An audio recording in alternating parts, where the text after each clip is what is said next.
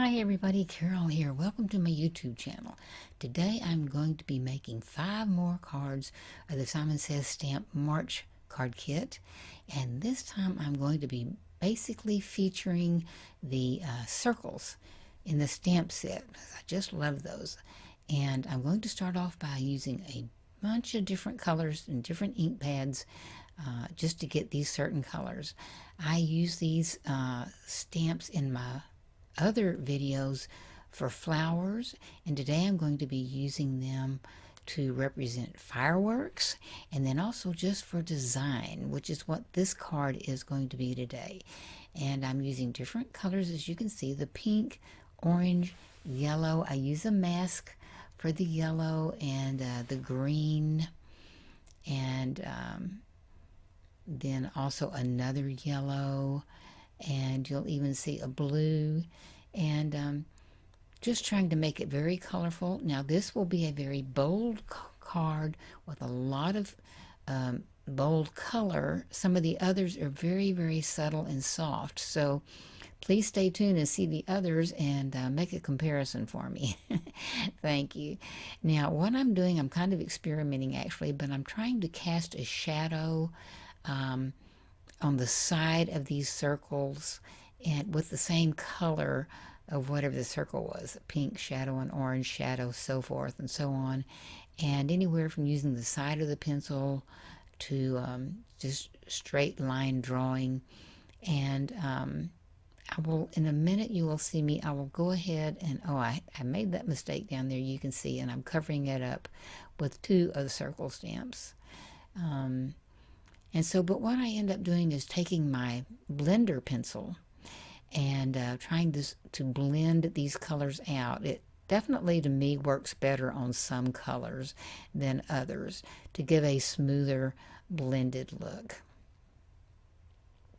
And then I took one of my markers that's a darker yellow than what is in the stamp, and you can see there I'm highlighting the polka dots. Now I'm going to put it in this embossing folder called Elegant Lines by Sizzix, run it through my Big Shot, and you will see when I pull it out that this design is just kind of up in the upper left hand corner, but it's kind of an elegant embossing folder. And when I zoom in, you can see those lines of the design. There is still one other little embossed area down in the bottom right.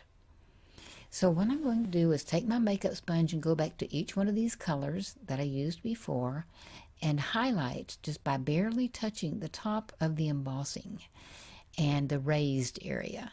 And I'll use the pink near the pink, and the yellow near the yellow, and the green near the green, so forth. And you can use a heavier hand on this if you want to. There's the blue.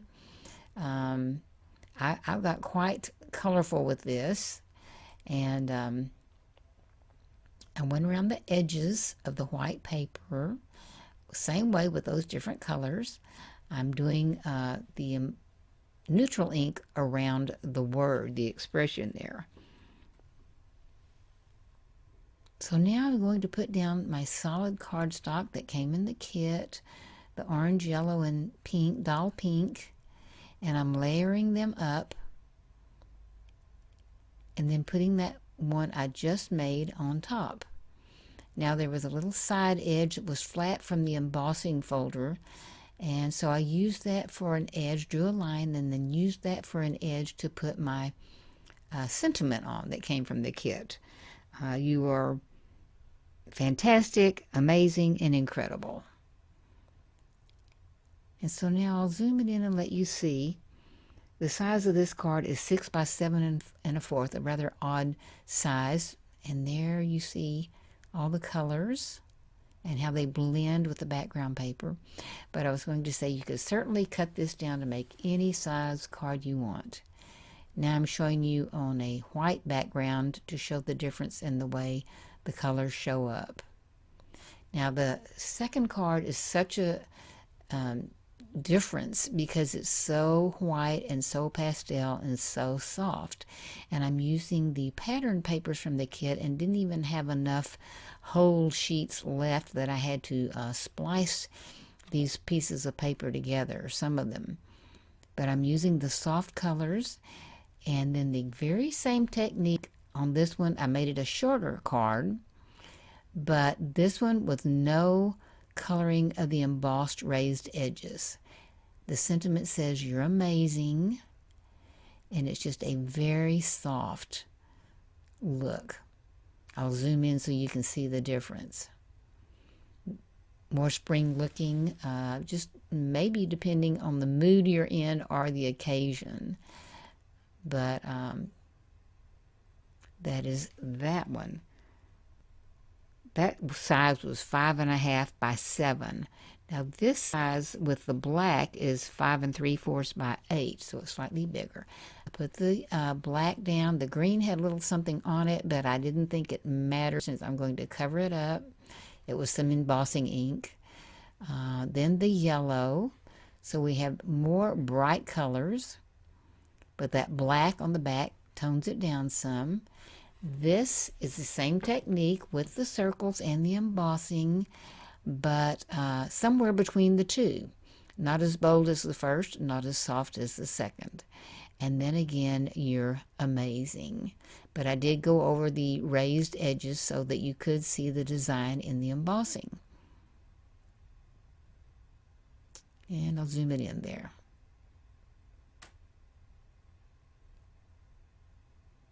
Now this is a different one. I'm using the same stamps, but I'm making a row across with these, and these are going to be my fireworks. That stamp set is an old stamp set, the wooden blocks from Stampin' Up! Called Wide Open Spaces. I needed some mountains. So I knew this had mountains, and I'm just stamping one after the other to make a whole row of mountains. And this is going to be featuring the llama. And so he is up in the mountains.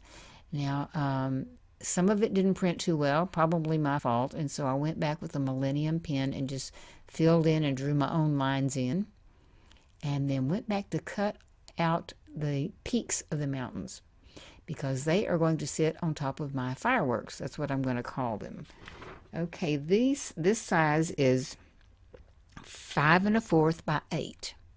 Now I have 1/4 inch strip of paper at the top of the beautiful blue violet in the kit. Then my fireworks, then my mountains, and I slid the fireworks piece down behind the mountains. That's why I cut them out, so the mountaintops would show all except the pink and the light blue on the right. I wanted them to look as if they are coming over the mountains. Now the green in the kit I'm using for grass for the llama to eat up in the mountains, and I colored him and covered up his blanket that had shamrocks because this really has nothing to do with St. Patrick's Day. Tried to cover up that where I had to splice that piece of green. I didn't have enough, and cover up that cut mark there so it doesn't show too much. Put down my sentiment. That again, "You're fantastic, amazing, and incredible." And then I cut out 2 fireworks circles and mounted them on foam tape so that they would be raised up above as if they are falling from the sky right down in front of you and right beside the llama. I went back with a green pencil and colored in where some of that did not quite, the green didn't quite make it up to the mountains. So I really like him, and I think it's festive. I think it could be a happy birthday. It could be so many things. There it is on a white background. So however you want it. I kind of thought the dark blue-violet represented a night sky if you were having fireworks at night, but I wanted them to show up, so I put them on white. So, and then this is the last card, a total different look. Black for the background, a very thin piece of edge of red showing, and then all black and white circles. This one is 5 3/4 by 7 3/8, a really odd size. Now, do you remember the Tim Holtz weathered clock? I loved it and used it so many times. unfortunately, I gave it, not really, but I gave it to someone else, and I think I'm going to have to buy another one. So I couldn't go back and do another one where that piece was missing. So I just covered it up with a circle. Then the colored circle down there, I didn't want it to show, so I covered it up with another circle. And then the part that didn't quite print on that circle, I'm putting down my black strip for the sentiment. Now this one is different. This one says, "You got this, you'll rock it." And I think that would be really good for a young person, someone maybe graduating, gotten a new job, could be anything. And so I wanted to fill out a little bit with some more black dots. I just love this. It's such a switch from the bright pastels. I like them all, but I just think this could be such a versatile card, and just different and very clean and crisp. So I hope you enjoy these. I had so much fun. I love those stamps so much. I'm showing you some still shots now of all of them, that I just felt like that there was so much more that could be done with them than I did in my first two videos. I hope you'll go back and see parts 1 and 2. But I just wanted to finish this on out, even though the month of March is almost over. But I hope you got some ideas and maybe some inspiration, and let your imagination take hold here.